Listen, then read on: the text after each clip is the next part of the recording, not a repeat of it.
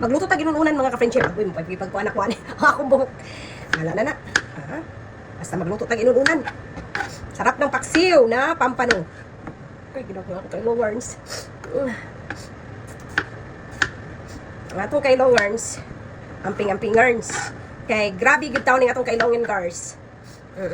Tapos hiwaan natin ang ating mga talong. Kay lami kayo pag maraming talong mga ka-friendship, no? Sobrang sarap talaga pag maraming talong.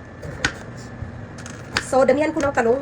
Tapos, frozen man kasi ang aking isda na bili. Kaya, dinidipros ko muna siya sa ating, microwave, no? Pwede naman mag-defrost dito. So, no problem kung mag-crib ka talaga. No problem, uy. Ito. Damihan ko talaga ng talong. Kasi, talong talaga mga ka-friendship is one of my favorite talaga. Nailagay sa paksiw. Tapos, ang gagawin natin for today's video, kailangan lutuin natin siya talaga sa mantika. Mantika at suka lang. Oo, walang iba. Yun lang talaga. Tapos lagyan natin ng maraming luya. Gawin na. Impas na naman itong panihapon natin ng mga ka-friendship.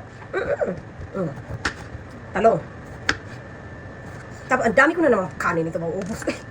Wala na talaga ito sa ayos. Ayan. So, ilalagay natin siya sa ating kaha, no? Ayan. Sobrang dami nitong talong.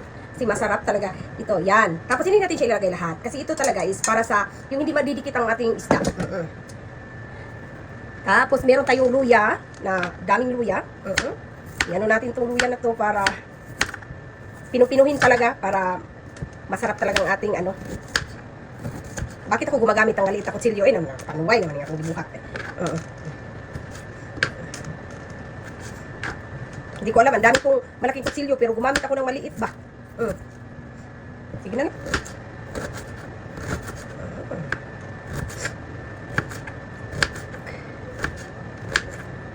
Lagay natin dito ang ating luya at hindi din lahat. Kailangan talaga siya magsusok talaga.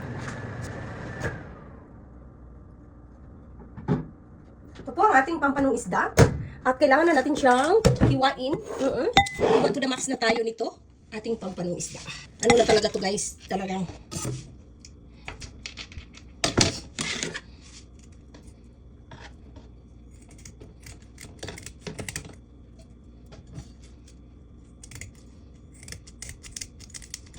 magluto tayo ng rice. Ano guys? Impas na po atong kaunan eh. Nagyutaan eh. Okay. Ano lang. Siguro. Tapos kuha na natin ito ng ano ha? Mga tinai ha? Oo. Hello?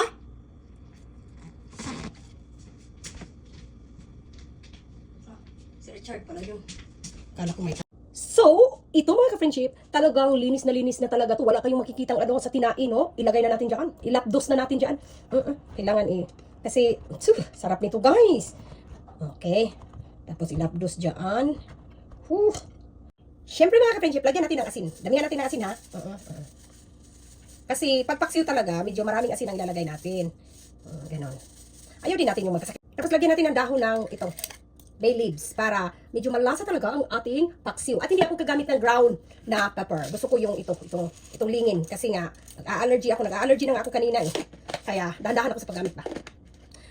So, naglagay na ako guys ng bombay. Nakalimutan kong mag-video sa paglagay ng mga spices, no? Kaya, ayan na guys, nalagay na. Tapos, ako na nang ilunod tanan dayon. Ginoo ko. Kinibitang mabisita sa video ba? Nakalimutan ko pala guys, i-on ang video. Kaya ang dami kong hindi nakuha. Ayan. Ayan na. Siyempre, may kulang pa dyan mga ka-friendship. At parang lalong sumasarap. Lagyan natin na. At konting.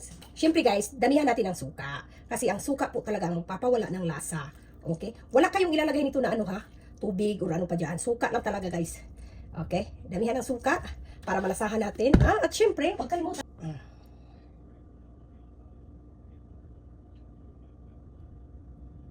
Damihan po talaga yan para lalong sumasarap. At ilulunod na natin guys. Kaya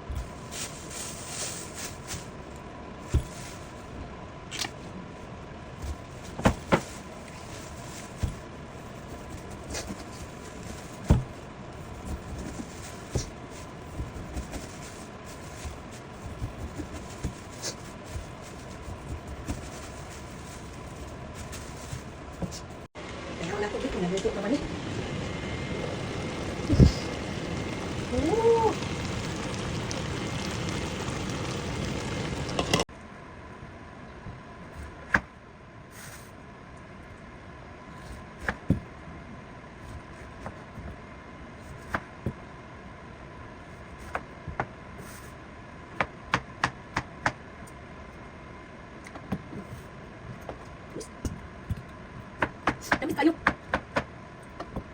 Dinan ko sa tamis.